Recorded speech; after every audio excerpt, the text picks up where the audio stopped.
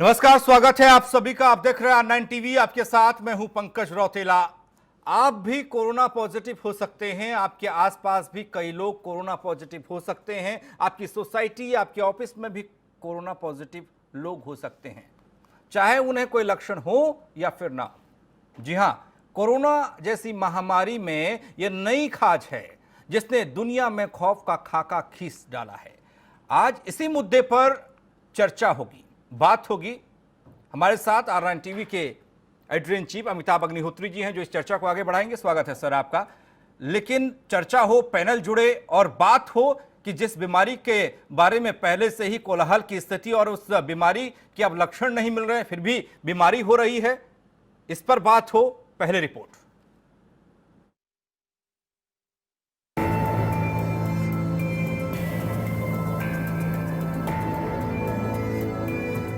चिंता बहुत बड़ी है, ये तो बहुत खतरनाक है। ये किसी में भी हो सकता है, पता भी नहीं चलेगा और शिकार हो जाएंगे। लेकिन घबराना नहीं है। ना सर्दी, ना जुकाम, ना बुखार और ना कोई दूसरा लक्षण। लेकिन हो सकता है कि आप भी कोरोना लेकर घूम रहे हो, आप भी कोरोना पॉजिटिव हो। चौंक गए ना? लेकिन ये सच है। कोरोना जैसी महामारी में ये वो कोड की खास है जिसे असिम्प्टोमेटिक कोरोना कहा जा रहा है। सिम्टम नहीं है तो उनको आइडेंटिफाई करना, पहचानना बड़ा मुश्किल है। तो यही एक इसीलिए अब जो एक नया टेस्ट आ रहा है, एंटीबॉडी वाला टेस्ट, आपको मालूम है इंडिया में आ गया है। उससे अब जनरल पॉपुलेशन जो हॉटस्पॉट्स हैं या नॉन हॉटस्पॉट्स हैं उसमें स्क्रीनिंग की जाएगी और देखा जाएगी ऐसे कितनी मात्रा है इनकी। अभी तक हमारे पास ऐसी फिगर नहीं है देश में कितने एसिम्प्टोमेटिक हैं, बट बाहर के देशों से भी ऐसे ऐसे किस्से आ रहे हैं और हमारे देश में भी कुछ सैंपल मिले हैं जो पॉजिटिव हैं, लेकिन पेशेंट कहता है मेरे को कोई सिम्टम नहीं हुए। तो सबसे बड़ी इसकी जो रिस्क फैक्टर यही है कि ऐसे लोग दूसरों को इन्फेक्शन स्प्रेड कर सकते हैं। स्वास्थ्य मंत्रालय के मुताबिक कोरोना के 80% मरीजों में कोई लक्षण दिखाई नहीं दे रहे हैं। 15% मरीज गंभीर और सिर्फ 5% मरीज ही बेहद गंभीर लक्षण वाले हैं। दिल्ली का 19 अप्रैल का डेटा बताता है कि 10 कोविड केयर सेंटर्स में 912 मरीज एडमिट हैं। वो ऐसे मरीज हैं जिनमें लक्षण नहीं हैं। 20 अप्रैल के एक आंकड़े के मुताबिक 736 टेस्ट रिपोर्ट में से 186 लोग कोरोना पॉजिटिव निकले। ये सभी असिम्प्टोमेटिक थे। किसी को ना खांसी थी और ना बुखार, ना कोई और लक्षण। करीब 80% जो केसेस पाए गए हैं वर्ल्ड वाइड, उसमें वो केसेस होते हैं जिनमें माइल्ड से वेरी माइल्ड सिम्टम होते हैं। 15% केसेस ऐसे होते हैं जिनमें सीवियर सिम्टम्स आ सकते हैं। करीब 5% केसेस होते हैं जिनमें क्रिटिकल केसेस की रिक्वायरमेंट होती है। हम एसिम्प्टोमेटिक की जब आपसे बात कर रहे हैं तो उसका कंटेक्स्ट प्राइमरली ये है कि जो वायरस का इंक्यूबेशन पीरियड होता है वो 2 दिन से लेकर 16 दिन और on an average median time देखें तो 5 से 6 दिन या 14 दिन का पाया गया है।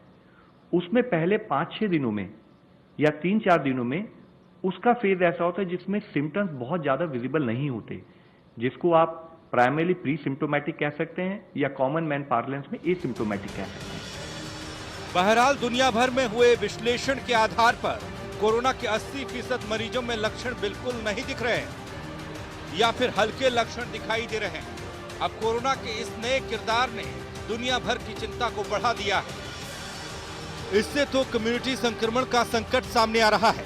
सवाल यह है कि आखिर कोविड की इस खाज का इलाज क्या है। Bureau report, R9 TV, Uttar Pradesh, Uttarakhand. Corona की इस जंग में अभी तक वैक्सीन खोजी जा रही है, इलाज खोजा जा रहा है, सावधानी ही इलाज बताया जा रहा है। लेकिन उन सब से इतर एक और तस्वीर इस बीमारी की निकलकर सामने आ गई कि आप में लक्षण दिखाई नहीं देंगे। अब बिना लक्षण आप कैसे पहचानिएगा कि आप कोरोना पॉजिटिव हैं या दूसरा कोरोना पॉजिटिव है। आज इसी पर बात होने वाली है। हमारे साथ फिलहाल एक मेहमान जुड़ रहे हैं, डॉक्टर PK गुप्ता जी, प्रवक्ता IMA लखनऊ से। स्वागत है सर आपका। अमिताभ जी के पास हम सीधे चल रहे हैं। अमिताभ जी, एक तो करेला, ऊपर से नीम चढ़ा।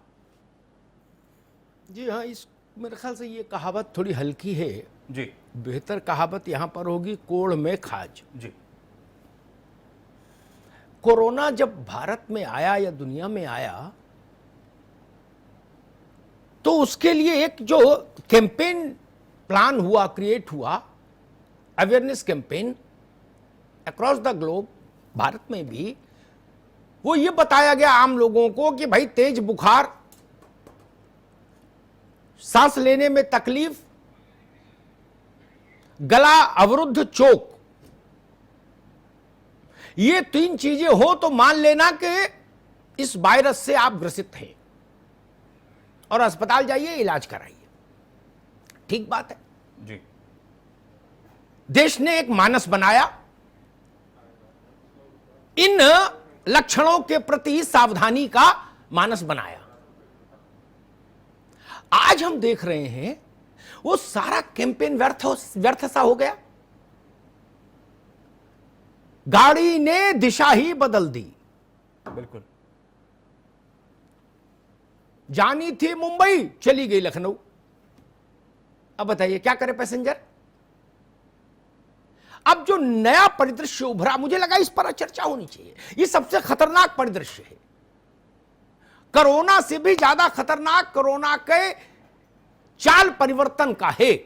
हम लोगों ने ज्योतिष में ये देखा, ग्रहों का चाल परिवर्तन, स्थान परिवर्तन, दृष्टि परिवर्तन, ये ज्योतिष के विद्यार्थियों का विषय रहा। ये बीमारी का चाल परिवर्तन हम देख रहे हैं। सारा युद्ध जिस रणनीति को सामने रखकर, समर नीति को सामने रखकर व्यूह रचना हुई, वो व्यूह रचना लगभग निरर्थक हो रही।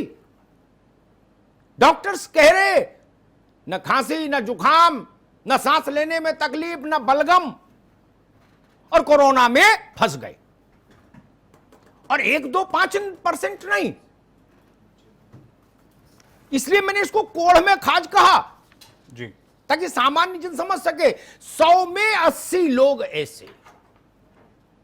मुझे लगा सरल भाषा में इस पर बात होनी चाहिए, क्योंकि बहुत वैज्ञानिक भाषा में भी जब बात होती है तो सामान्य जन के लिए वो ग्राह्य नहीं होती। वाल्मीकि की रामायण और तुलसी की रामायण में यही मौलिक अंतर है। भगवान वाल्मीकि ने जो रामायण लिखी, भगवान राम का जो चरित्र लिखा, वो बहुत अद्भुत लिखा है, मैंने पढ़ा है।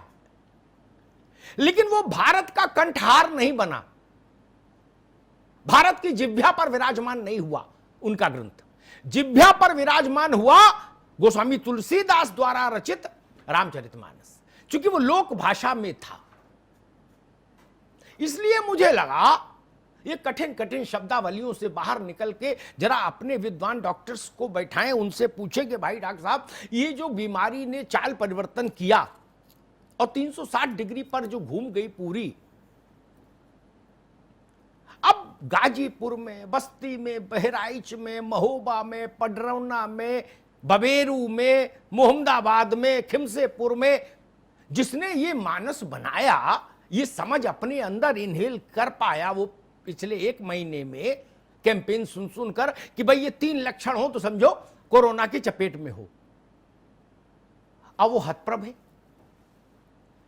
वो ननकू, वो रज्जाक हतप्रभ है। वो कह रहा कि अब तो साहब ये नई बात आ रही कि किसी से कोई फर्क नहीं, कुछ नहीं, कोई लक्षण नहीं, तब फिर कैसे लड़ेंगे? साइलेंट हार्ट अटैक को छोड़कर मुझे नहीं लगता, मैं चिकित्सा विशेषज्ञ नहीं हूं, उस विषय से मेरा कोई सामान्य जन जितना ही ताल्लुक है, लेकिन साइलेंट हार्ट अटैक को छोड़कर बाकी हर बीमारी का लक्षण है। आदमी को पता होता है कि भाई ये तकलीफ है। साइलेंट हार्ट अटैक को भारत धर्म प्रधान देश है, वो मान लेता है कि जाहि विधि राखो राम ताहि विधि रहिए, आ गई तो चले गए, खत्म हुई। और आदमी कहता और अच्छा हुआ, अस्पताल का बिल भी बचा, कलेश भी कटा। लेकिन इस बीमारी से कैसे बचे जब फैलाने वाले को पता नहीं कि मेरे पास यह मारक अस्त्र है जो मेरे अपनों को ही नुकसान दे रहा है? अपने उससे दूर क्यों रहे जब उसको कोई तकलीफ नहीं? मैं आज ये प्रश्न लेके आया चिकित्सकों के सामने, अभी बाकी लोग सब जुड़ेंगे, डॉक्टर बंसल साहब जुड़ गए हैं, यूसी बंसल साहब, उनका स्वागत है, पीके गुप्ता साहब पहले से ही हैं। तब इस बात को और हम लोग समझने की कोशिश करेंगे कि क्या आप ये कहना चाहते हैं, चाहे सरकार हो चाहे डॉक्टर हो, दोनों अगर वो ऐसा चिंतन कर रहे हैं तो इस चिंतन को मैं अव्यवहारिक कहूंगा, ये संभव नहीं। अनुलोम विलोम करिए, शीर्षासन करिए, संभव नहीं हो सकता कि किसी देश में कि सारी जनता एक दूसरे से 1 मीटर की दूरी पर रहे, संभव नहीं। और अगर कुछ वैज्ञानिक ऐसा सोच भी रहे हैं तो उनकी प्रतिभा को मेरा प्रणाम, उससे कुछ होना जाना नहीं, ऐसा संभव नहीं। और वहां क्या करिएगा, हिंदुस्तान में 85% जनता के पास तो मकान ही इतने छोटे हैं कि सारे लोग 1-1 मीटर की दूरी पर रह ही नहीं सकते, उतने मीटर ही नहीं मकान में।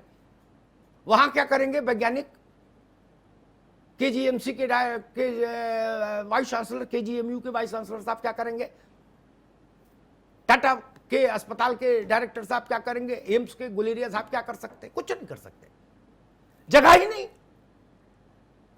एक 10 बाई 10 का कमरा, उसमें 5 लोगों का परिवार, और आप कह रहे हो कि कोरोना ने चाल बदल दी, अब बिना लक्षण वाला हो गया। मुझे लग रहा है यह संकट काल को घनीभूत करने वाली बात है। इसका कोई रास्ता, कोई उपाय, कोई तोड़, कोई टोटका भारत को मिलना चाहिए, क्योंकि यह वैज्ञानिक धारणा भारत में व्यवहारिक संभव ही नहीं। मैं उतना इटली स्पेन घूमा नहीं हूं, हो सकता वहां संभव हो, भारत में संभव नहीं। इंडिया में तो संभव हो सकती है, दिल्ली में भी लुटियन जोन में संभव है, जहांगीरपुरी में नहीं, मंडावली में नहीं, कोंडली में नहीं, भजनपुरा में नहीं, पृथ्वीराज रोड पर संभव है। 5 एकड़ की कोठी, 5 लोग रहने वाले, 1-1 एकड़ में रहो, क्या करेगा कोरोना? चलते चलते मर जाएगा, कहां किसके पास जाएगा? लेकिन खोड़ा में तो एक कमरे में 10 लोग, मेरे लिए तो जान बराबर है। और डॉक्टरों के लिए भी यही होना चाहिए। आदमी औरंगजेब लेन में रहता है, टोडरमल लेन में रहता है, फिरोज शाह रोड पर रहता है दिल्ली के, या मैरिन ड्राइव में रहता है, या पोइस गार्डन में रहता है चेन्नई के, इससे क्या फर्क पड़ता है? वो और ननकू की जान बराबर। विज्ञान चेहरे देखकर समाधान तो नहीं दे सकता।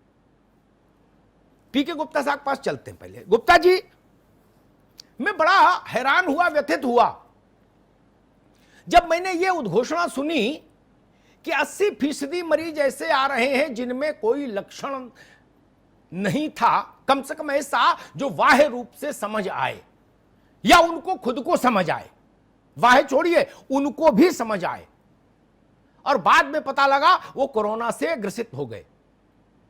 तब क्या करें देश, क्या करें लोग?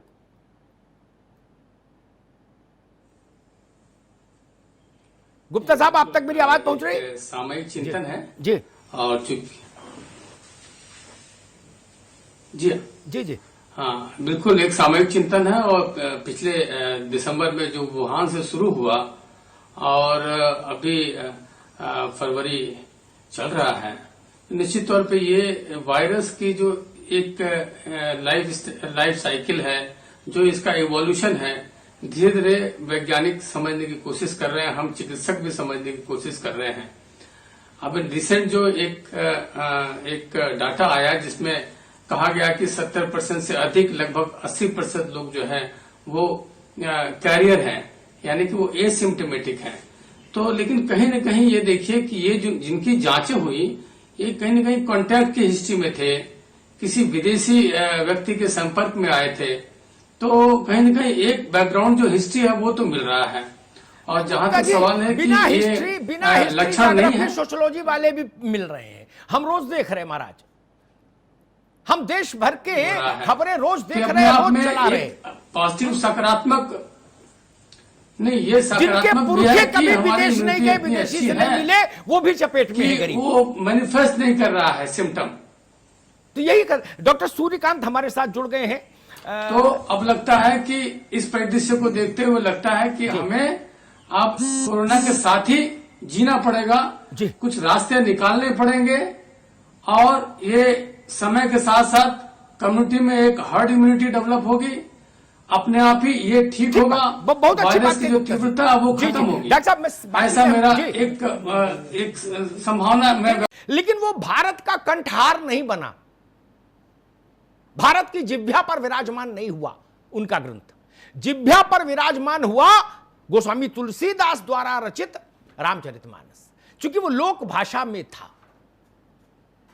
इसलिए मुझे लगा ये कठिन कठिन शब्दावलियों से बाहर निकल के जरा अपने विद्वान डॉक्टर्स को बैठाएं, उनसे पूछें कि भाई डॉक्टर साहब, ये जो बीमारी ने चाल परिवर्तन किया और 360 डिग्री पर जो घूम गई पूरी,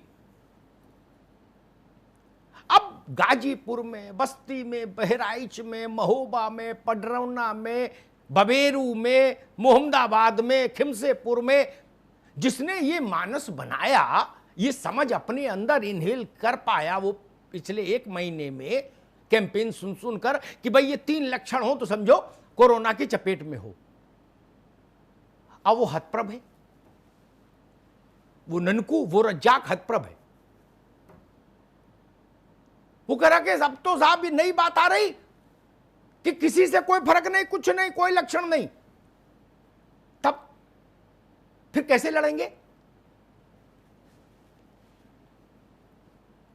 साइलेंट हार्ट अटैक को छोड़कर मुझे नहीं लगता, मैं चिकित्सा विशेषज्ञ नहीं हूं, उस विषय से मेरा कोई सामान्य जन जितना ही ताल्लुक है, लेकिन साइलेंट हार्ट अटैक को छोड़कर बाकी हर बीमारी का लक्षण है। आदमी को पता होता है कि भाई ये तकलीफ है। साइलेंट हार्ट अटैक को भारत धर्म प्रधान देश है, वो मान लेता है कि जाहि भी राखो राम ताहि भी रहिए, आ गई तो चले गए, खत्म हुई। और आदमी कहता और अच्छा हुआ, अस्पताल का बिल भी बचा, कलेश भी कटा। लेकिन इस बीमारी से कैसे बचे जब फैलाने वाले को पता नहीं कि मेरे पास यह मारक अस्त्र है जो मेरे अपनों को ही नुकसान दे रहा है? अपने उससे दूर क्यों रहे जब उसको कोई तकलीफ नहीं? मैं आज ये प्रश्न लेके आया चिकित्सकों के सामने, अभी बाकी लोग सब जुड़ेंगे, डॉक्टर बंसल साहब जुड़ गए हैं, यूसी बंसल साहब, उनका स्वागत है, पीके गुप्ता साहब पहले से ही हैं। तब इस बात को और हम लोग समझने की कोशिश करेंगे कि क्या आप ये कहना चाहते हैं, चाहे सरकार हो चाहे डॉक्टर हो, दोनों अगर वो ऐसा चिंतन कर रहे हैं तो इस चिंतन को मैं अव्यवहारिक कहूंगा, ये संभव नहीं। अनुलोम विलोम करिए, शीर्षासन करिए, संभव नहीं हो सकता कि किसी देश में कि सारी जनता एक दूसरे से 1 मीटर की दूरी पर रहे, संभव नहीं। और अगर कुछ वैज्ञानिक ऐसा सोच भी रहे हैं तो उनकी प्रतिभा को मेरा प्रणाम, उससे कुछ होना जाना नहीं, ऐसा संभव नहीं। और वहां क्या करिएगा, हिंदुस्तान में 85% जनता के पास तो मकान ही इतने छोटे हैं कि सारे लोग 1-1 मीटर की दूरी पर रह ही नहीं सकते, उतने मीटर ही नहीं मकान में। वहां क्या करेंगे वैज्ञानिक? केजीएमसी के वाइस चांसलर, केजीएमयू के वाइस चांसलर साहब क्या करेंगे? टाटा के अस्पताल के डायरेक्टर साहब क्या करेंगे? एम्स के गुलेरिया साहब क्या कर सकते? कुछ नहीं कर सकते, जगह ही नहीं। एक 10 बाई 10 का कमरा, उसमें 5 लोगों का परिवार, और आप कह रहे हो कि कोरोना ने चाल बदल दी, अब बिना लक्षण वाला हो गया। मुझे लग रहा है यह संकट काल को घनीभूत करने वाली बात है।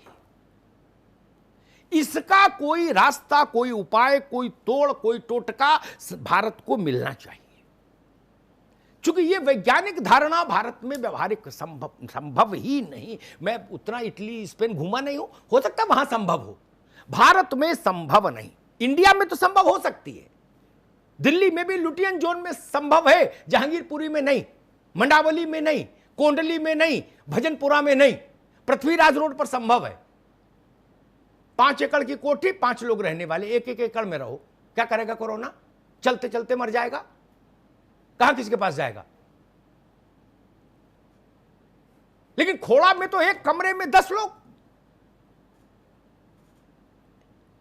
मेरे लिए तो जान बराबर है।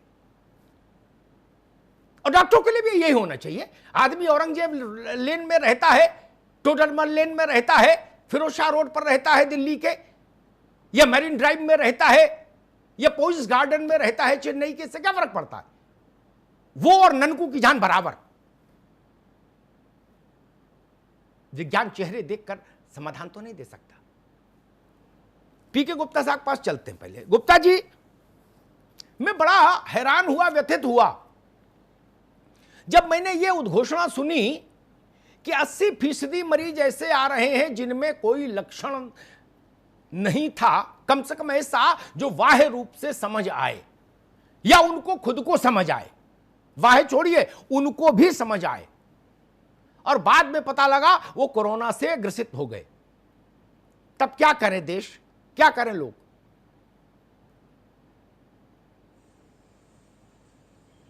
गुप्ता साहब, आप तक मेरी आवाज पहुंच रही? सामयिक चिंतन है जी और चूंकि जी जी जी हाँ, बिल्कुल एक सामयिक चिंतन है। और पिछले दिसंबर में जो वुहान से शुरू हुआ और अभी फरवरी चल रहा है, निश्चित तौर पे ये वायरस की जो एक लाइफ साइकिल है, जो इसका इवोल्यूशन है, धीरे धीरे वैज्ञानिक समझने की कोशिश कर रहे हैं, हम चिकित्सक भी समझने की कोशिश कर रहे हैं। अब रिसेंट जो एक डाटा आया जिसमें कहा गया कि 70% से अधिक, लगभग 80% लोग जो है वो कैरियर हैं, यानी कि वो एसिम्टोमेटिक हैं। तो लेकिन कहीं न कहीं ये देखिए कि ये जो जिनकी जांचें हुई, ये कहीं न कहीं कॉन्टैक्ट की हिस्ट्री में थे, किसी विदेशी व्यक्ति के संपर्क में आए थे, तो कहीं न कहीं एक बैकग्राउंड जो हिस्ट्री है वो तो मिल रहा है। और जहां तक सवाल है कि बिना ये लक्षण नहीं है, सोशोलॉजी वाले भी मिल रहे हैं, हम रोज देख रहे हैं महाराज, हम देश भर के खबरें रोज देख रहे हैं, रोज चला रहे हैं। पॉजिटिव सकारात्मक नहीं, ये जिनके सकारात्मक भी पुरखे है कि कभी हमारी विदेश नहीं इम्यूनिटी गए, इतनी विदेशी अच्छी से नहीं है मिले, वो भी चपेट में है कि गरीब। वो मैनिफेस्ट नहीं कर रहा है सिम्टम। तो यही कर, डॉक्टर सूर्यकांत हमारे साथ जुड़ गए हैं।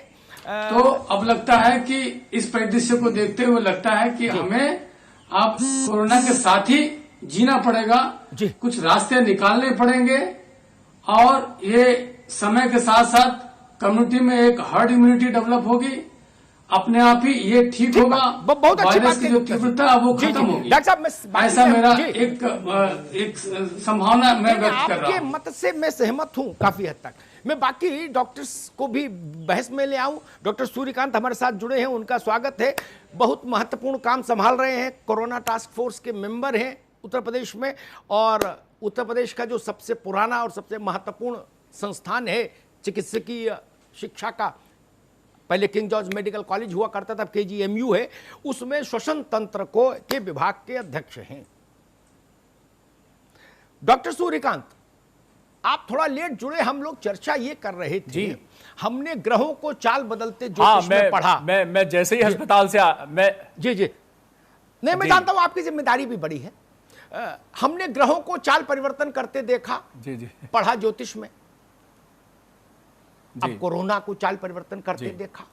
पूरा कैंपेन प्लान हुआ और एग्जीक्यूट हुआ 3 बातों पर। तेज बुखार आए, बदन में दर्द हो, सांस लेने में दिक्कत हो तो अस्पताल जाएं। अब आज कहा गया कि नहीं, ये सब बेकार है, अब कुछ नहीं हो फिर भी अस्पताल जाओ। एक बात। दूसरी बात कही जा रही, ऐसा संभव नहीं कि जितने लोग हैं सबका टेस्ट कर दें, दुनिया में कहीं संभव नहीं। ठीक बात। तब दोनों बातें एक दूसरे की विरोधाभासी। फिर सोशल डिस्टेंसिंग का भी क्या करें, और सोशल डिस्टेंसिंग कितनी देर तक संभव है किसी भी मुल्क में?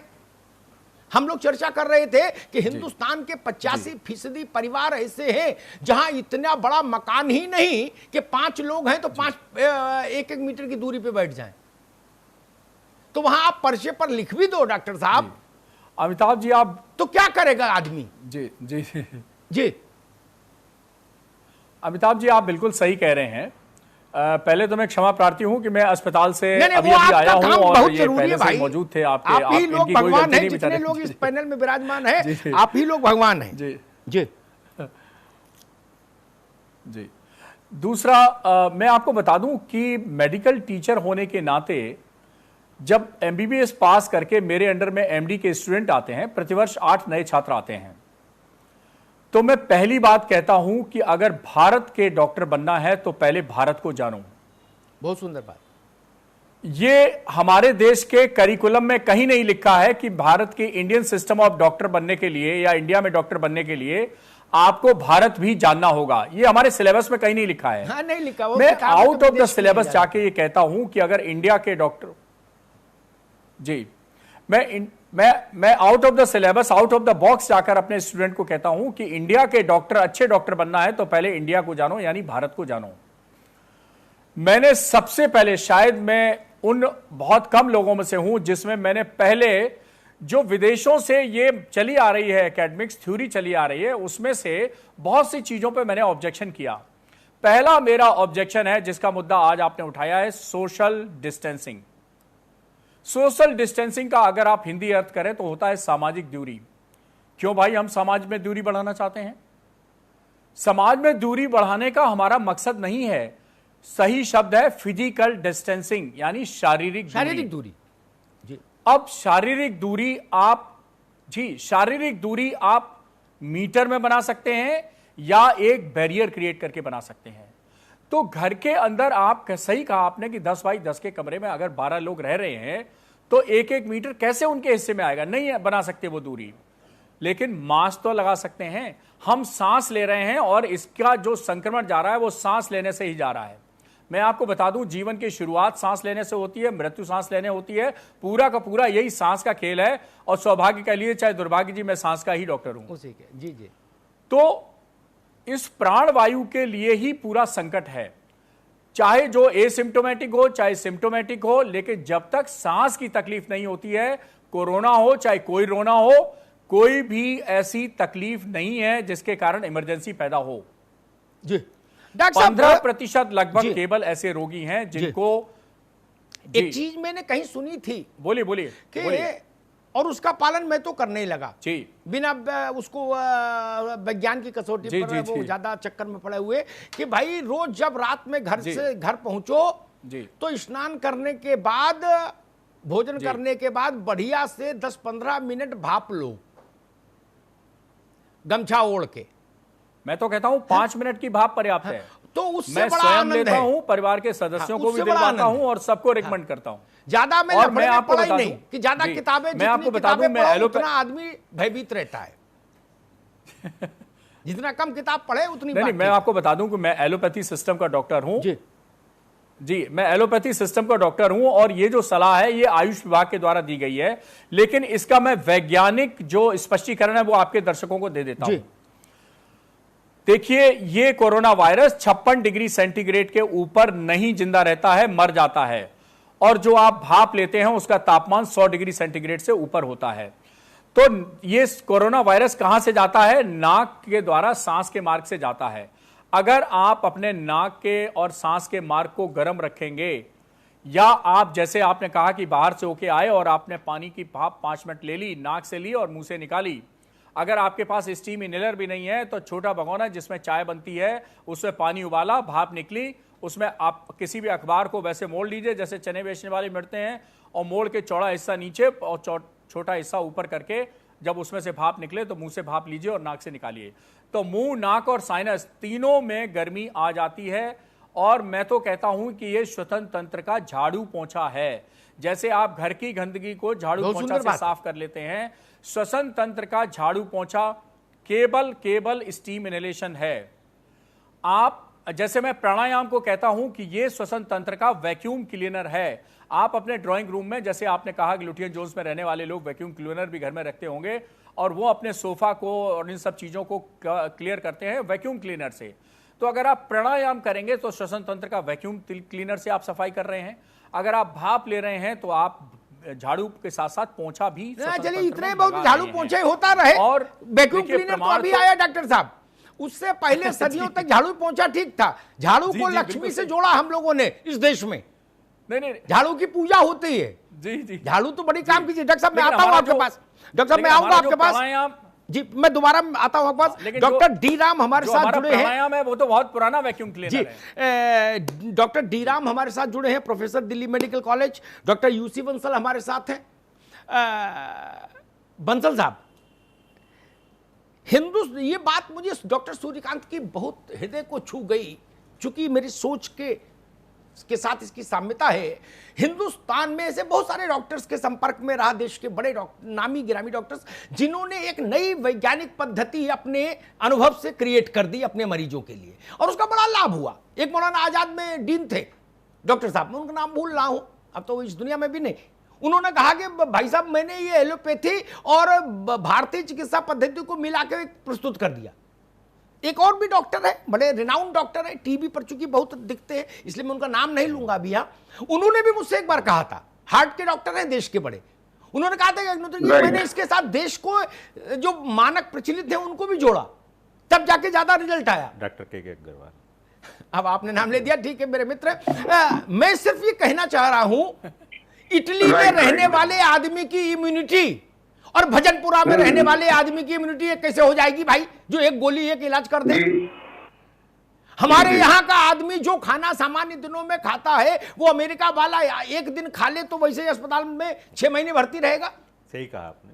हमारी सामूहिक प्रतिरोधक क्षमता बहुत ज्यादा है, खाना तो जिसको हम छोड़ लोग दीजिए, कम्युनिटी की इम्यूनिटी सिस्टम बोलते हैं।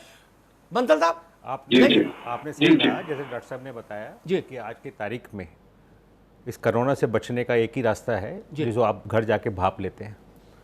दूसरा ये है कि जो आप बता रहे हैं ना 80% जो केसेस हैं नॉन सिम्टोमेटिक हैं, लक्षण वाले, उसका रीजन ये है कि माइल्ड डिजीज़ है। माइल्ड डिजीज़ में बहुत सी दफ़े सिम्टम लेट आते हैं और हल्के सिम्टम आते हैं जिसको आदमी इग्नोर कर देता है।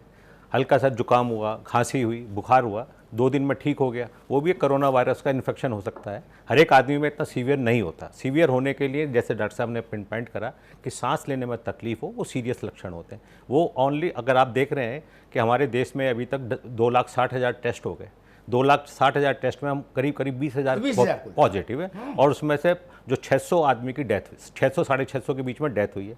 अभी जो पॉजिटिव आदमी का इलाज चल रहा है उसमें मुश्किल से 2 या 3% आदमी वेंटिलेटर पे रिक्वायरमेंट होती है, बाकी सब थोड़ी दवाई से ठीक हो जाते हैं। तो ये माइल्ड सिम्टम वाला जो बीमारी है वो अनडायग्नोस रहती है, और वो स्टेज पे डिपेंड करता है कि हम किस स्टेज पे जाके टेस्ट करा रहे हैं। सपोज मेरा आपसे एक्सपोजर हुआ कहीं बाहर से आने वालों, मैंने दूसरे दिन जाकर डर के मारे टेस्ट करा लिया, वो नेगेटिव आएगा, क्योंकि शुरू में मात्रा वो वायरस की मात्रा देखते हैं, वो वायरस ये भी बड़ा चक्कर है। हाँ, मैंने ऐसे कई मरीज देखे जिनके 2 टेस्ट नेगेटिव आए, तीसरे में लपट गए। इसलिए शुरू के टेस्ट में जब वायरस की मात्रा इतनी ज्यादा नहीं आती तो पॉजिटिव नहीं आएगा। अब जो हम नया टेस्ट लाने जा रहे हैं जिसको एंटीबॉडी टेस्ट कहते हैं, सीरोलॉजिकल टेस्ट, वो ही बताएगा कि इस आदमी को इन्फेक्शन हुआ है या नहीं हुआ है। लेकिन उसमें एक संजट रहेगा डॉक्टर साहब। शरीर में तुलसी ने कहा देह धरे को दंड, शरीर में 1000 किस्म की इन्फेक्शन है। बिल्कुल सही कहा आपने कि उस बीमारी, जो इस पर्टिकुलर बीमारी के खिलाफ एंटीबॉडीज डेवलप होंगी, उसका टेस्ट सीरोलॉजिकल मेथड से आएगा, और उसके लिए गवर्नमेंट ऑफ इंडिया अभी सोच रही है कि ग्रुप टेस्ट होगा, पूल टेस्टिंग कराएंगे, जिसमें 10-15 जने, जैसे आपने बताया एक परिवार में 10 जने रहते हैं तो उसके 10 जनों का टेस्ट नहीं करेंगे, उनका सबका मिला के एक इलाके का टेस्ट करेंगे जहाँ हॉट स्पॉट है, जहाँ एक्सपोजर का चांसेस है। उसमें से अगर कोई संक्रमण व्यक्ति आया तब इंडिविजुअल टेस्ट करेंगे। इसी वजह से हर एक आदमी का टेस्ट तो देखे पॉसिबल नहीं है। 1,34 करोड़ की संभव नहीं डॉक्टर साहब, संभव कहीं भी संभव नहीं, दुनिया में कहीं ब्रह्मांड में संभव नहीं। तो उसको ग्रुप टेस्ट करके और इस तरह से करके, पूल टेस्टिंग कहते हैं उसको, पूल टेस्ट करके जब निकालेंगे तो उसमें पता चलेगा कि हमारे किस तरह की इम्यूनिटी डेवलप हो रही है और किस तरह से इन्फेक्शन आ रहा है। और इसमें हर एक आदमी को घबराने की जरूरत नहीं होती। और चूंकि ये जो आपने शुरू में बताया था ना कि तेज बुखार और इसका, वो शुरू में स्क्रीनिंग के लिए रखा था। मैं डॉक्टर राम के पास चलूं उससे पहले एक टिप्पणी करूंगा अपने दर्शकों के लिए। जो डॉक्टर साहब ने कहा, बंसल साहब ने, कि हर एक आदमी को घबराने की जरूरत नहीं, युद्ध से घबराहट कम होती है, युद्ध के नगाड़े से ज्यादा होती है। बिल्कुल सही कहा। कोरोना तो जो है सो ही है, उसका नगाड़ा इतना है बड़ा कि आदमी को उसने अवसाद में ढकेल दिया। आधे से ज्यादा हिंदुस्तान अवसाद में ग्रसित है, आदमी को घूर रहा है, बिल्कुल सही, टेढ़ा टेढ़ा चल रहा है। ऐसा संकट पैदा हो गया। मुझे लगता है इसमें प्रचार की कई जो अतिरंजना है उसने भी समस्या पैदा की। कितनी समस्याएं आई और चली गई जो मानव इतिहास के साथ, क्या दोहराने की जरूरत है? और हर रोग जब आया तो इतना ही प्रचंड था। चढ़त राजा उतरत ग्रह, एक कहावत है, मैं इसमें जोड़ देता हूं चढ़त रोग। जब चढ़ता है तो ऐसे चढ़ता है। क्या डेंगू हमको याद नहीं? डेंगू क्या बोलते हैं? क्या इबोला और मुंह बोला कौन कौन से आए थे वो याद नहीं? क्या आज भी चेचक नहीं हो रही? डॉक्टर पीके गुप्ता ठीक कह रहे थे, वायरस कहीं नहीं जाते। हमारा विज्ञान उनको महामारी की जो उनकी क्षमता है उसको कुंद कर देता है। वो बीमारी के रूप में हमारे साथ रहते हैं, दोनों के बीच में एक सह अस्तित्व की धारणा डेवलप हो जाती है, थ्योरी ऑफ कोएग्जिस्टेंस। ये समझ लें, जितनी जल्दी हम सब लोग भारत के लोग उतना ही अच्छा। बाकी बड़े बड़े लोगों को सुनेंगे तो अवसाद में जल्दी जाएंगे, साथ जीना पड़ेगा। जी डॉक्टर राम, मेरा सवाल था आज का विषय। जी ठीक है डॉक्टर राम, मेरा सवाल था, मेरा सवाल था आज बिना लक्षण वाले मरीज, ये तो मामला कोढ़ में खाज हो गई। एक तो कोरोना के चलते डर, ऊपर से ये और थ्योरी आ गई कि अब बिना लक्षण वाले लोग भी कोरोना के कैरियर हैं। तब क्या करें भाई? हिमालय चला जाए आदमी, गंगा में कूद जाए, गंगा में तैरे, जब तक ये खबर टीवी पे ना आ जाए R9 में कि कोरोना दुनिया से भाग गया। क्या करे? अरे क्या हिमालय गंगा भी नहीं जा सकता क्योंकि डॉक्टर कहते ठंडे में वायरस और मस्त हो जाता है। तब क्या करे? बहुत सही। केदार अमिताभ जी, मैं आपको एक धन्यवाद देता हूं कि आपने इसके लिए एक बहुत अच्छा शब्द आपने बताया, कोड में खाज। ये वास्तव में कोड में खाज हो गई, खाज था और कोड हो गई, कोड में खाज हो गई। तो अब आपने जो बताया कि वायरस के साथ हमें जीना आना पड़ेगा, और ये वायरस कोई सब समय चले जाएंगे ऐसी बात नहीं है। हमारे शरीर की प्रतिरोधक क्षमता हमें इसे डेवलप करेगी। और मैं आपको एक बात और बता देता हूं, जैसे प्रोफेसर बीडी गुप्ता जी ने कहा और दूसरे डॉक्टर साहबों ने कहा, ये हमारा ये हम रैपिड किट जो लाए हैं, ये उसकी भी देन है। क्योंकि हम अगर जब संक्रमित होते हैं तो 14 दिन तक, 2-3 दिन के बाद RT-PCR मेथड से हम एंटीजन का टेस्ट करते हैं, नाक या गले से म्यूकस या थूक का। वो टेस्ट जब तक हमारे पास पॉजिटिव होता है तो उसका मतलब है कि हम संक्रमित कर सकते हैं या हमको वायरस को इफेक्ट डाल सकता है। मगर अगर RT-PCR मेथड से छोड़कर अगर हम रैपिड किट मेथड से एंटीबॉडीज टेस्ट करते हैं तो ये जनरली 14 दिन के बाद पॉजिटिव आता है, कभी कोई 40 दिन तक पॉजिटिव आ सकता है। इसके पॉजिटिव का मतलब ये नहीं है कि हम संक्रमण फैलाएं। हाँ, ये जरूर हमें सावधानी रखनी पड़ेगी, जैसे आपने बताया नाक में भाप लें, बहुत अच्छी चीज बताई आपने। हम अपने प्राचीन चीजों को भूलकर बड़े बड़े रेस्पिरेटर और बड़े बड़े इनहेलर में आ गए हैं। हम प्राणायाम करें, जैसे हमारे डॉक्टर साहब ने बताया। और ये जो हमारे ये जो इस तरह से जिसको साइलेंट कोरोना कहते हैं या आपकी शब्द में कोड में खाज, इससे बिल्कुल नहीं डरें। ये जिस व्यक्ति को उसको भी नहीं डरना है, क्योंकि ये स्वतः ही उसका प्रतिरोधक क्षमता इतनी है कि वो ठीक हो जाएगा। और दूसरी बात ये है कि जो इसके कंटेक्ट में वो भी नहीं डरें। बस ये है, जैसे आपने बताया कि मास्क लगा के रखें, घर से बाहर 1 मीटर या 6 फीट की दूरी बना के रखें, हाथों को धोते रहें। और आपने एक बहुत बड़ी बात बोली है अमिताभ जी, जो मैं आपका बहुत साधुवाद देता हूं आपको इसके लिए, कि हमारे में कुछ है, हमारे में कुछ है इसलिए हमें नहीं हो रहा है। ऐसा बात नहीं है कि अमेरिका, जर्मनी, इटली, इनमें इतने लोग मर रहे हैं तो उनमें कुछ बात हमसे अलग है। और जिस तरह से आपने कहा कि हमारे पास इतने घर कहाँ हैं, हमारे पास एक कमरे, उसमें इतने सारे लोग रहते हैं हम लोग, फिर भी हमारे में तो मौत नहीं हो रही है ना जी। अभी तक ठीक बात की डॉक्टर राम, बिल्कुल बिल्कुल ठीक बात की आपने। मैं डॉक्टर सूर्यकांत के पास चलूंगा दोबारा से। उससे पहले जो बात डॉक्टर राम कह रहे थे उसी पर मुझे अल्लामा इकबाल याद आए कि कुछ बात है कि हस्ती मिटती नहीं हमारी, ये हमारी हस्ती दूसरी है। मैं एक टिप्पणी करके डॉक्टर सूर्यकांत के पास चलूंगा। जब भी मुझे ऐसा लगता है, हो सकता मैं गलत हूं क्योंकि मेरी तो धारणाएं हैं, मैं विशेषज्ञ नहीं हूं, ये मेरा जीवन का क्षेत्र भी नहीं अध्ययन का कभी रहा, दूर दूर तक इससे मेरा ताल्लुक नहीं रहा, चिकित्सा विज्ञान को मैंने चिमटी से भी नहीं छुआ, फिर भी सामान्य धारणाएं डेवलप हुई एक व्यक्ति के तौर पर। मैं मानता हूं कि अमेरिका, इटली, फ्रांस जैसे जो देश हैं इनमें व्यक्तिगत प्रतिरोधक क्षमता तो ज्यादा हो सकती है इंडिविजुअल्स की, लेकिन कम्युनिटी की जहां प्रतिरोधक क्षमता की जरूरत होगी वहां हिंदुस्तान का कोई मुकाबला नहीं, कोई मुकाबला नहीं, कोई मुकाबला नहीं। और यही क्षमता है जो उसको अमेरिका और इटली से अलग खड़ा किए हुए। डॉक्टर सूर्यकांत, एकदम सही, हम इस बात का पूरा सपोर्ट जी करते हैं। ठीक है डॉक्टर, डॉक्टर राम एक मिनट रुकना होगा, मैं डॉक्टर सूर्यकांत के पास जा रहा हूं। Yes. जी डॉक्टर साहब। जी जी जी जी जी अमिताभ जी, पहले तो मैं आपको ये क्लियर कर दूं कि हम लोग तथाकथित एक्सपर्ट हैं और आप कह रहे हैं कि मैं एक्सपर्ट नहीं हूं। आप भी धारणा पे चल रहे हैं, हम भी धारणा पे चल रहे हैं। कोरोना के 4 महीने बाद, आने के 4 महीने बाद भी पूरी जो रिसर्च चल रही है वो हाइपोथेसिस यानी धारणा पे ही चल रही है। तो इसलिए हमारी आपकी सोच में कोई बहुत अंतर नहीं है। एक दिन धारणा आती है, दूसरे दिन 1 महीने 15 दिन बाद धारणा बदल जाती है। मैं आपको बता दूं कि इंडिया के लिए एक जो आपने बात कही है कम्युनिटी इम्यूनिटी की, एक उदाहरण आप दे रहे थे कि जो खाना हिंदुस्तानी खाता है विदेशी उसको खा ले। खाना तो छोड़िए अमिताभ जी, जो पानी हमारे देश की जनता 90% पी रही है, वो पानी की 1 गिलास पानी तो छोड़िए, 1 चम्मच भी पानी पी लेगा तो अगले दिन उसकी तबीयत ही नहीं खराब हो जाएगी, शायद 1 हफ्ते के अंदर उसकी मौत भी हो जाएगी। ये स्थिति है उस वेस्टर्न वर्ल्ड की इम्यूनिटी की और हमारी इम्यूनिटी की। एक इम्यूनिटी की थ्योरी भी चल रही है, दूसरी एक और थ्योरी है जो हमारे फेवर में जाती है। वो थ्योरी है कि हमारे देश में टीबी की बीमारी बहुत ज्यादा होती है और टीबी की बीमारी के बचाव के लिए एक टीका लगाया जाता है। हमारे यूनिवर्सल इम्यूनाइजेशन प्रोग्राम में वो टीका है, उसका नाम है बीसीजी। भैया तो वो एक भारत हाइपोथेसिस के अभी भी रिसर्च पब्लिश हुआ है, वो भी यही कहता है भारत के डीएनए में आ गया। जी जी वो डीएनए में जी बिल्कुल सही कह रहे हैं जी। तो वो बीसीजी हमारे हर बच्चे को लगा हुआ है और वो भी इम्यूनिटी प्रोटेक्ट कर रही है इस समय। सोचिए आप, हम टीबी के लड़ाई के लड़ने के लिए वो टीका लगवाते हैं, लेकिन आज कोरोना के हमारे काम पे आ रहा है। हो सकता है कल कोई दूसरा रोना आ जाए, उसके भी काम आ जाए हमारी यही इम्यूनिटी और यही टीका।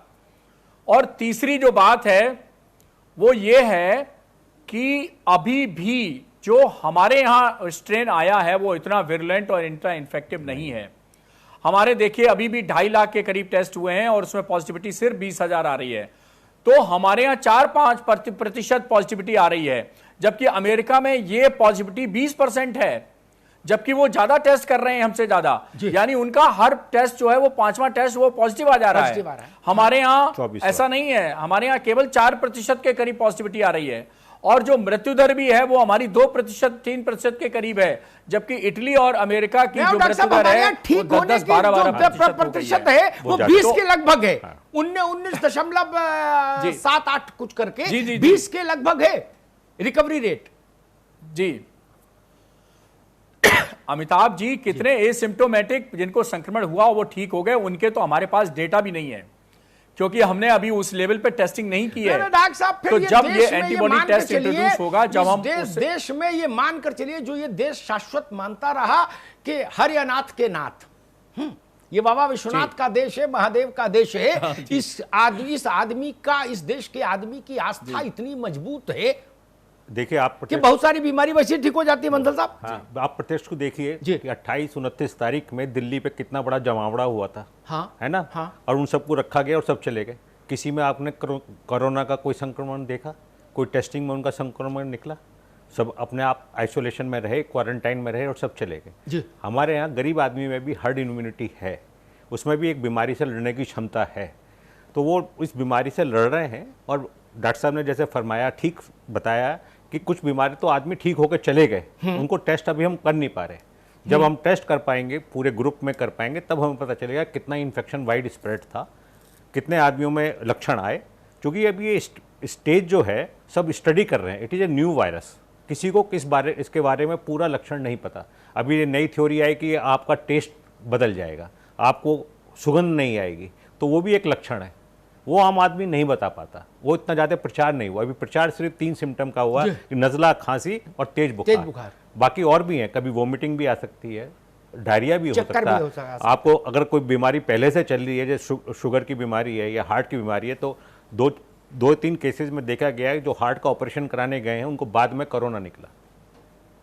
तो कुछ लक्षण ऐसे हैं जो बाद में डेवलप होंगे जी। तो ये बीमारी अभी जो है इतनी बड़ी वाइड वो स्टडी चल रही है, कोई हम फुल प्रूफ नहीं कह सकते कि ये सिम्टम्स हैं जी। तो इसको बेहतर ये है कि जैसे डॉक्टर साहब ने बताया कि हम इसको रोकथाम कर सकते हैं, मास्क लगा के रहें, भाप लें, और जीवन शैली को बदलना पड़ेगा। थोड़ा सा हमको अभी जैसे गर्मी का मौसम शुरू हुआ है, हमको एसी अवॉइड करना पड़ेगा, डॉक्टर साहब और जैसे कोल्ड ड्रिंक्स है ये अवॉइड करना पड़ेगा जिनसे इन्फेक्शन हो। आपकी बात ठीक है। हाँ। मैं डॉक्टर पीके गुप्ता के पास चलूं उससे पहले मुझे लगता है डॉक्टर साहब ने जो कहा जीवन शैली, ये even life style, five style type का जो फंडा है ना, ये इंडिया का है। हाँ, मैं सच बता रहा हूं, बिल्कुल सही कह रहे हैं। मैंने 6 बार अपने पत्रकारी जीवन में 3 दशक के 6 बार हिंदुस्तान देखा है, जहाज से नहीं, सड़क मार्ग से 6 बार पूरा। इस आधार पर मैं कह सकता हूं ये लाइफ स्टाइल इंडिया का शोषा है। हाँ। सब भारत के आदमी की काहे की लाइफ स्टाइल, तो सिंपल है, इतना हाथ तोड़ परिश्रम करता है तो शाम को 2 रोटी खाता, 4 चैन से सोता है, पानी पीता, रोटी खाता, आराम से सोता है। डॉक्टर पीके गुप्ता, बुंदेलखंड में सामान्य आदमी जो पानी पीता है बोरे से छानकर, पोखर का पानी और नीचे वो ड्रम और ड्रम के ऊपर बोरा, उससे बाल्टी भर भर के डाल छान के, वो अगर WHO की बोर्ड मीटिंग में रख दी जाए 1 बोतल, तो उसके बाद से WHO का काम ही बंद हो जाएगा। नहीं,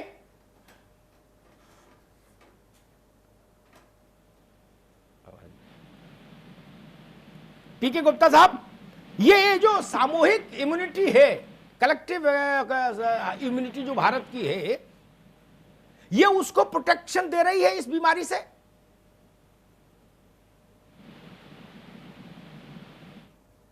लगता है पीके गुप्ता तक तकनीकी समस्या आवाज पहुंचने में। डॉक्टर राम, यही सवाल आपसे मैं पूछ रहा हूं, भारत अगर भारत के तौर पर खड़ा रहा इस बड़ी लड़ाई में, जबकि हमारे संसाधन अमेरिका से उनकी तुलना नहीं हो सकती, इटली से हमारी स्वास्थ्य सेवाओं की तुलना नहीं हो सकती, फिर भी अगर हम मजबूती से खड़े हैं, लड़ रहे हैं, तो क्या इसके पीछे भारत की सामूहिक प्रतिरोधक क्षमता है?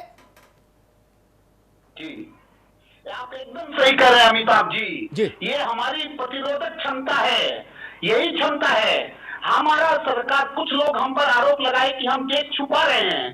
केस कहां से छुपेंगे? अगर हर दिन आपके घर में एक विकेट डाउन होगा, आसपास दिखन होगा, तो दिखाई पड़ेगा। और ये बहुत बड़े आश्चर्य की बात, चाहे वो BCG वैक्सीनेशन हो, चाहे आपने कहा हमने इस तरह से हर जगह का पानी पिया है, हर जगह रहे हैं, प्रकृति के साथ रहे हैं। हमारी क्या लाइफ स्टाइल, 4 रोटी खाए और पानी पी लिया, जहां चले वहीं चल दिए, कोई अपना ध्यान ज्यादा नहीं रखा, हर समय संघर्ष की लाइफ लीड किए। यही एक इम्यूनिटी है, यही एक प्रतिरोधक क्षमता है। और नहीं तो अभी तक अमेरिका में जिस तरह से अभी लगभग 50,000 मौत हो गई और 8-9 लाख लोग हो गए, वो तो भारत में तो ये कम से कम 1 करोड़ हो जाना चाहिए था। मौतों का तो यहाँ बिस्तर बिछ था। तो आप एकदम अच्छो सत्य है। मैं तो कह रहा हूँ, आप इतने अच्छे पत्रकार होते हुए भी आप जो बात कर रहे हैं, हम बड़े बड़े डॉक्टरों मनी से भी ये बात नहीं कर सकते।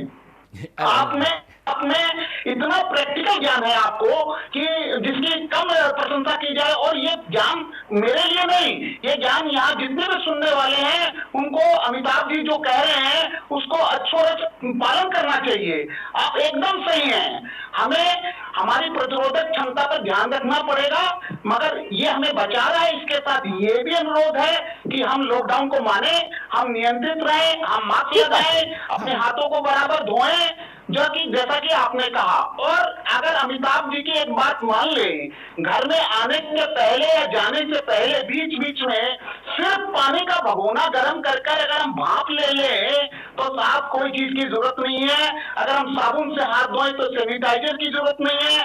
और अगर हम सिंपल कपड़े से मास्क बना ले तो ये डॉक्टरी मास्क की भी कोई जरूरत नहीं है। भैया, आपने सैनिटाइजर कहाँ किसके हाथ में आ रहा है? गरीब आदमी सैनिटाइजर खरीदे क्या आटा खरीदे? उसमें इसी में ICMR की जो गाइडलाइंस है कि घर से एक व्यक्ति जाए बाहर, हर एक आदमी को घर से बाहर जाने की जरूरत नहीं है। डॉक्टर साहब, देखिए एक बात को, ये सब बातें भारत का 90% आदमी मान रहा है। और एक बात मैं बहुत विनम्रता से कहूंगा, सारे बहुत विद्वान लोग बैठे हैं, प्राण बचाने वाले लोग बैठे हैं।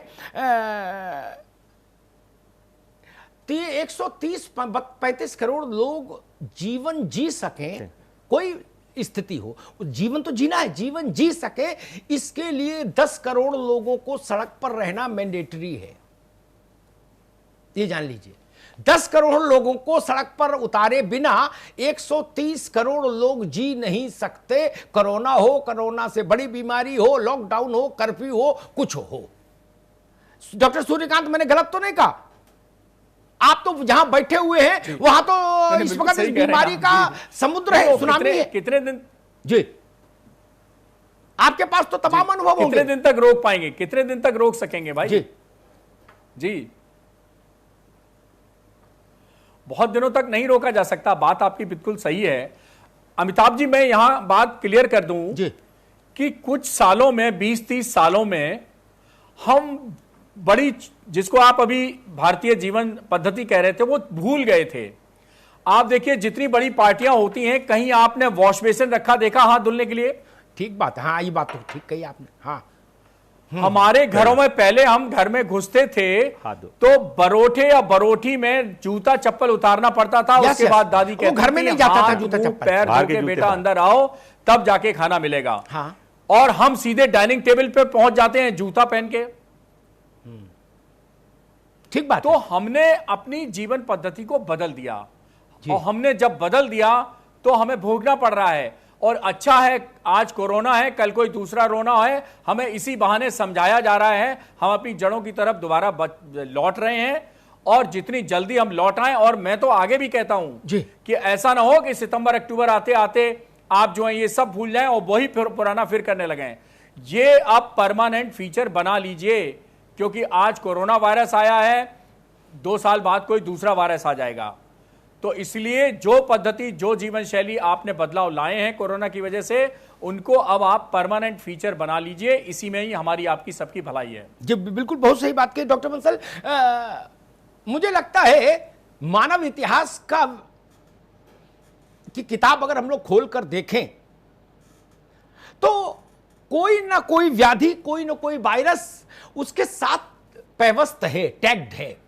देखिए, उसके बिना इतिहास है नहीं। पुरखों से सुनते थे देखा ही भाई कि कभी प्लेग फैलता था, कोई ना कोई और कोई ना कोई कभी लेकिन हाँ। मान ये भी सच है कि कोई भी बीमारी इतनी बड़ी इस अखिल विश्व में कभी नहीं हुई जिसने मानव की प्रगति यात्रा को रोक दिया। नहीं, मानव थोड़े दिन के लिए स्थिर हो सकता जी। है, परंतु रुकता कभी नहीं। सब चलेगा, सब चल भी रहा है। आप देखिए, अभी रेलवे पूरे हिंदुस्तान में सामान इधर से उधर पहुंचा रही है, वहां पहुंचा रहे हैं। वहां के कर्मचारी भी काम कर रहे हैं, उन्हीं में भगवान की दुआ से अभी तक करोड़ों किसान खेत में हैं। आप किसान देखो, 30 अभी कितना अनाज, करोड़ों किसान खेत में में काम भाई। कर रहे हैं, तो काम होगा। ये सिर्फ जो बड़े बड़े शहर हैं वहाँ सोशल डिस्टेंसिंग इसलिए रखा है, वहाँ फैलने का डर है, वहाँ पे फैलने के लोग बाग आते हैं बाहर से। अभी आप इंटीरियर में जाएं तो सब लोग काम कर ही रहे हैं, किसान अपना खेती कर रहा है, छोटे मोटे कारखाने अब धीरे धीरे शुरू हो रहे हैं। तो समय लगेगा, बट हम इस लड़ाई, इसमें विजय जरूर पाएंगे। डॉक्टर पीके गुप्ता, अगर आप मुझे सुन पा रहे हो, कम्युनिकेशन सिस्टम प्रॉपर हो, तो मैं सवाल ये आपके सामने रखना चाहूंगा। मुझे ऐसी कोई 3 बातें बताइए जो आप सोचते हो आज हम लोग जहां खड़े हैं, भारत जहां खड़ा है, दुनिया छोड़िए, कोरोना के संदर्भ में भविष्य के लिए 3 बातें जो आप मानते हो कि बहुत जरूरी है, हर आदमी को ध्यान रखनी चाहिए, और वो बातें इतनी सरल भी होनी चाहिए कि आम भारतीय उनको समझ ले और पालन कर ले। अच्छा चलिए, मैं यही सवाल डॉक्टर सूर्यकांत के पास रखता हूं। डॉक्टर साहब, हमको 3 ऐसी बातें बताइए जो भारत के लिए हो, समर्थ लोगों के लिए नहीं। समर्थ लोग तो अपनी एडवाइस खुद ही ले लेते हैं फोन पर। मैं चाहता हूं ननकू और रज्जाक के लिए 3 बातें बताइए। जी जी, देखिए, ननकू और रज्जाक तो वैसे ही भारतीय जीवन पद्धति का पालन कर रहे थे। ये तो लुटियन जोन्स की समस्या है कि वो नहीं कर पा रहे थे। तो सलाह मेरी लुटियन जोन्स और वैसे लोगों के लिए है कि कृपया भारतीय जीवन पद्धति आपने अपना ली है, कोरोना के डर से आगे भी इसको अपनाए रखिए, छोड़िए मत। नमस्ते करते रहिए, हाथ धोते रहिए, नंबर 1 बात। नंबर 2, योग, आसन, प्राणायाम, ये आपकी अपनी चीजें हैं, फेफड़े के स्टेमिना को बढ़ाते हैं। आपको जिम बनाने की जरूरत नहीं है, जिम में जाने की जरूरत नहीं है। डॉक्टर साहब, 1 घर में मिनट के ही लिए आप रोकूंगा। योगासन प्राणायाम करिए। बहुत सम्मान से 1 मिनट के लिए रोकूंगा। उत्तर प्रदेश के स्वास्थ्य मंत्री जयप्रताप जी हमारे साथ जुड़े हुए हैं। जयप्रताप जी नमस्कार, अमिताभ अग्निहोत्री बोल रहा था। भाई जयप्रताप जी, अब हम लोगों ने पहले सुना कि तेज बुखार आए, बदन में दर्द हो, सांस लेने में तकलीफ हो तो समझो कोरोना का चक्कर है।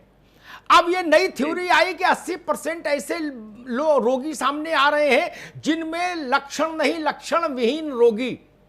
तो ये तो कोड़ में खाज हो गई। फिर कौन किससे डिस्टेंसिंग कितनी कर सकता है, जब पता ही नहीं कि कौन आदमी कोरोना का संवाहक है, तब कैसे निपटा जाए भाई? अब एक तो आपके सामने कोई डॉक्टर साहब भी कुछ बोल रहे थे, जी जी, मुझे लगता है कि उनको ज्ञान भी ज्यादा होगा, वो बताएंगे भी। जी जी जी जी। मगर जो हम लोग सैंपलिंग से अभी तक जो दिखने में आया है ये 1.5-2 महीने के अंदर, जी जरूर इस कोरोना वायरस में ऐसे लगता है कि इसमें कुछ परिवर्तन हुआ, ये म्यूटेट हुआ है, जी, जिससे कि अब जो हमारे पास सैंपल्स आ रहे हैं उसमें एसिम्प्टोमेटिक पूरी तरह से आ रहे हैं।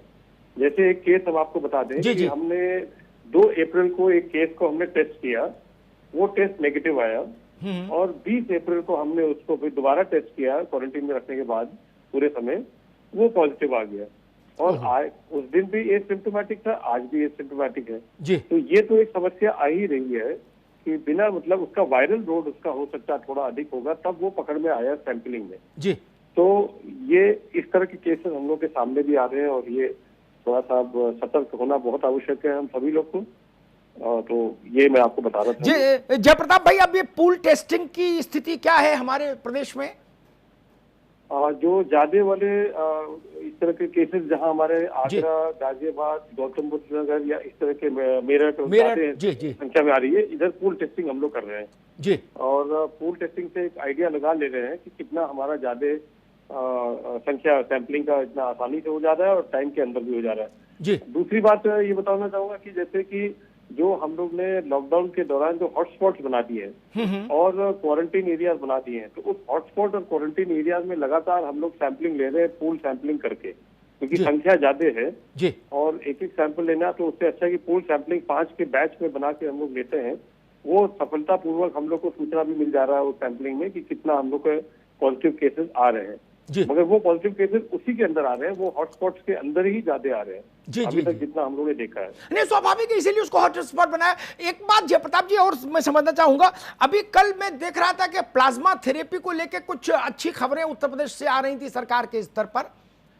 जी, वो क्या है और उसकी क्या प्रगति है? वो मुझे लगता है कि अभी थोड़ा नया ये थेरेपी है, मगर इससे जो सकारात्मक जो इस तरह के संदेश आ रहे हैं कि लगता है कि इसमें प्लाज्मा टेस्टिंग से भी हम उस मरीज का उपचारित कर सकते हैं, जल्दी उपचारित कर सकते हैं और जल्दी ठीक भी हो सकता है। तो ये भी एक नई विधि है जो आई है अभी। जो रैपिड टेस्टिंग वाला जो हम लोगों ने बीच में अपनाया था, उसको आईसीएमआर ने सभी पूरे देश में इस पर प्रतिबंध लगा दिया, अभी स्थगित कर दिया है, क्योंकि उसमें कुछ सैंपलिंग सही तरह से नहीं आ रहा था, तो उसको तो हम लोगों ने बंद कर दिया फिलहाल। आईसीएमआर के जैसे भी निर्देश आएंगे उसको आगे हम लोग करेंगे। तो फिलहाल ये पूल टेस्टिंग है, सैंपलिंग है, और अब प्लाज्मा वाला अभी जल्दी शुरू हुआ है 1 दिन पहले, और इसके भी जो सकारात्मक संकेत आ रहे हैं, तो इसको भी हम लोग आगे बढ़ाएंगे हम अन्य जिलों में। जयप्रताप जी, एक अनुरोध आपसे जरूर करना चाहूंगा अंत में, जितने भी हमारे डॉक्टर्स हैं, पैरामेडिकल स्टाफ है, आशा वर्कर हैं, आंगनबाड़ी के लोग हैं जो इस युद्ध में लगे हुए हैं, उन सबके देख रेख, सुविधा, सत्कार, इसमें सर्वोत्तम व्यवस्थाएं रहें। ऐसी कहीं से कोई शिकायत या कोई चित्र जब आ जाता है तो मन बड़ा खराब हो जाता है। जी, जहाँ तक हम लोग प्रयास कर रहे हैं कि सभी मेडिकल कॉलेजेस, सभी जिला अस्पतालों और सीएचसी, जिसको हम अभी कुछ दिन के अंदर इनके जो आपातकालीन सेवाएं शुरू करने जा रहे हैं, इनको हमने इस लेवल के डॉक्टर्स को प्रशिक्षण भी कर दिया है, और इनके साथ में इनको पीपीई जो किट्स हैं और N95 मास्क है, और उससे जुड़े हुए और भी जो सैनिटाइजर और भी जो ट्रिपल लेयर मास्क हैं, ये हम सब जनपदों में सीएचसी में पहुंचा रहे हैं प्रशिक्षण के बाद।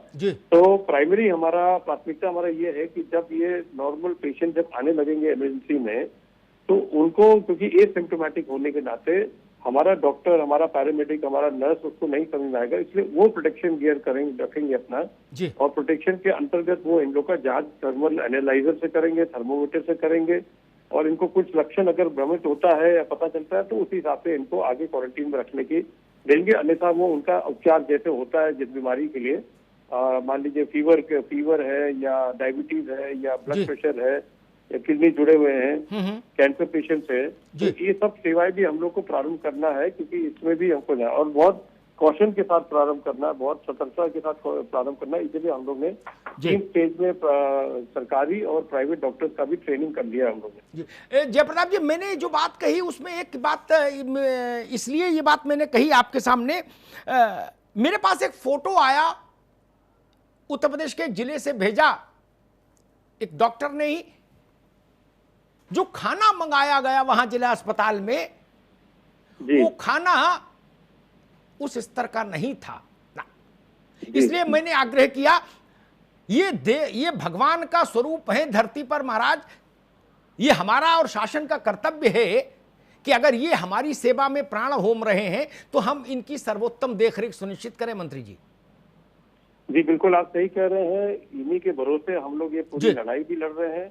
ये हमारे सबसे मुख्य हमारे वर्कर हैं, फ्रंटलाइन वर्कर्स हैं, और सारा कोरोना का जितना भी इंफेक्शन है यही लोग सामने करते हैं। तो जाहिर सी बात है कि इनको खाना का जो भी व्यवस्था है, और हमने खाना का व्यवस्था भी बहुत अच्छी तरह से बनाया है, कहीं कहीं लापरवाही की हमको भी सूचना मिली है, उस पर तत्काल हम लोग ने कार्रवाई की है और उनको एक चेतावनी भी दिया उस जनपद के लोग जहाँ से हमको सूचना मिला है कि जब आपको इतना प्रबंध हम कर रहे हैं अपने विभागीय स्तर से, तो आपको इतनी लापरवाही नहीं करना चाहिए, और यदि आप इस तरह करेंगे तो हम आपको आगे आपके खिलाफ कार्रवाई करेंगे। इस तरह का ऑलरेडी हमने सुनिश्चित भी कर लिया, बोल भी रहे सबको। नहीं बोलिए भी, और मुकदमा करके जेल भी भेज दीजिए भाई। जो लोग ऐसी धृष्टता करें इस संकट काल में, उनको तो जेल भेजिए जयप्रताप जी। जी जी बिल्कुल आपका कहना सही है, मगर अब देखिए इस समय डॉक्टर्स हमारी शॉर्टेज भी है, यही डॉक्टर्स अगर गड़बड़ी भी करते हैं, इन्हीं में से कुछ लोग दूसरे के लिए कर रहे हैं, तो हमको अभी तो थोड़ा सा सतर्क करके इनको कंट्रोल भी करना है और इनको चेतावनी भी देना है, ताकि करेंगे। मगर इसको हम इंगित करके रखेंगे कि आगे चल के जब थोड़ा सा ये कमी आ जाएगा तो जो भी कार्रवाई उचित होगा हम करेंगे। धन्यवाद मंत्री जी, बहुत बहुत धन्यवाद जयप्रताप जी। बहुत बहुत शुक्रिया जयप्रताप सिंह साहब हमारे साथ जुड़ने के लिए और भरोसा दिलाने के लिए कि डॉक्टर्स के लिए कहीं पर कोई कमी नहीं आएगी। लेकिन वक्त हो चला है संपादकीय टिप्पणी का। अमिताभ जी के पास हम सीधे चल रहे हैं, प्लीज सर।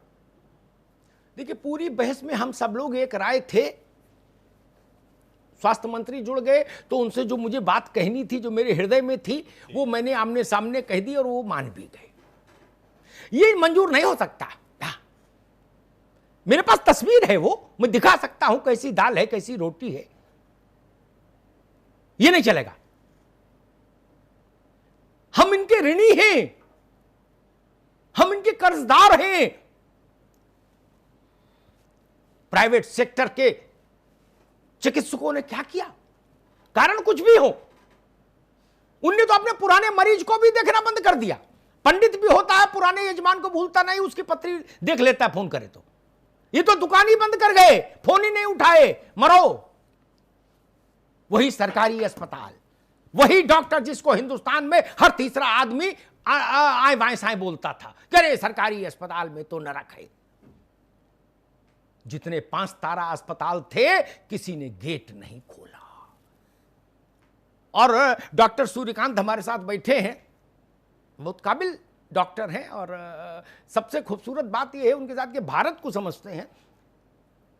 जितने 5 तारा अस्पताल थे, उनमें से 2-4 जिन्होंने, मुंबई में 2-4 अस्पताल थे इसे, जिनके नाम मुझे याद, जिन्होंने खोले वो 5 दिन में बैठ गए। क्या? केजीएमयू संघर्ष कर रहा है, इलाज कर रहा है, मेरठ मेडिकल कॉलेज कर रहा है, सहारनपुर का कर रहा है, फर्रुखाबाद का जिला अस्पताल इलाज कर रहा है, नोएडा का कर रहा है। ग्रेटर नोएडा वाले हमारे मेरे ख्याल से अब तक 30, 35, 40 लोगों को ठीक करके भेज दिए। वहां के डायरेक्टर को मैंने एक दिन फोन करके प्रशंसा की, अद्भुत। और उन्होंने भी गर्म पानी वाली थ्योरी की बड़ी वकालत की थी। उन्होंने कहा था ये भी अपने में एक इलाज है भाई साहब। इसलिए अच्छी व्यवस्था होनी चाहिए। और ये जो विषय हम लोग लेकर आए जी, मसला ये नहीं कि लक्षण है या लक्षण विहीन है, ये राम रावण युद्ध है। रावण रथी विरथ रघुवीरा, माया भी है। कभी सोने का हिरण बन जाता है राक्षस, कभी साधु का वेश धर लेता है, कभी जमीन पर लड़ता है, कभी आसमान में लड़ता है। ठीक है, इसी के साथ लड़ना है और जीत भी हासिल करनी है, और इतिहास पर भी नजर रखनी है। कोई वायरस कहीं जाता नहीं। हम इतनी शक्ति अर्जित कर लेते हैं, भारत में एक बात कहता हूं, इससे तो जुड़ती है नहीं जुड़ती दर्शक देखेंगे, शक आए, हूण आए, मुगल आए, जाने कितने आए, सब भारत में विलीन हो गए। भारत किसी में विलीन नहीं हुआ। यह वायरस भी आया है, भारत में विलीन हो जाएगा। बहुत सारे वायरस विलीन है भारत में। भारत का ननकू और रज्जाक फिर खड़ा हो जाएगा। और जो बात डॉक्टर वंसल, डॉक्टर पीके गुप्ता, डॉक्टर राम और सूर्यकांत जी जिसकी वकालत कर रहे थे, मुझे लगता है वही 3-4 सूत्र अंत में बहुत जरूरी है। हमारे बाबा दादी ने जैसे खाना खाना सिखाया वो तरीका याद रखिए। पांव और हाथ धोए बिना खाना नहीं मिलता था। बड़ी अच्छा ऑब्जर्वेशन है सूर्यकांत जी का। मैंने बड़ी बड़ी पार्टियों में किसी को सैनिटाइजर लेके जाते नहीं देखा, शादी ब्याह में। बताइए, उसी से 100 से हाथ मिलाए और उसी से रोटी खाए। ये तो भला हो कोरोना देर से आया, नहीं तो कभी भी आ जाए ऐसे लक्षणों से। तो सब बड़ा ही अच्छी बात कही, किसी ने को मैंने हाथ धोते नहीं देखा। खाने के बाद तो धोए, खाने से पहले नहीं। हमारे यहां बुजुर्ग लोग कहते थे ये गिद्ध भोज है। हमारे बाबा कहते थे ये गिद्ध भोज है भाई, ये ठीक नहीं। खाने की पद्धति वही अच्छी, जीवन शैली वही अच्छी। हमारे यहां 3-4 अवसर थे, मृत किसी के शमशान से आते थे अंतिम संस्कार से, तो घर के बाहर नहाना होता था, नीम का पत्ता खाना होता था, या कहीं मिर्च का चलन था।